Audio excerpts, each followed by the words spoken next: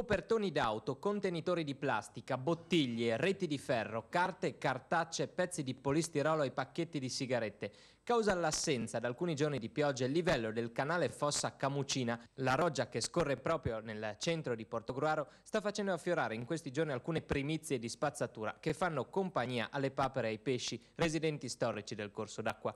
Uno stato di degrado inaccettabile per una città come Portogruaro, come potete vedere in queste immagini che abbiamo raccolto dentro il corso che affianca in parte via degli Spalti e l'area dell'Oratorio Pio X ed in parte la pedonale via Camucina riqualificata dall'amministrazione comunale ad inizio 2000 con il rinforzo tra l'altro delle rive. Si presentano una vasta tipologia di rifiuti dentro e fuori l'argine che di certo non danno una bella immagine ad uno dei principali ingressi al centro città.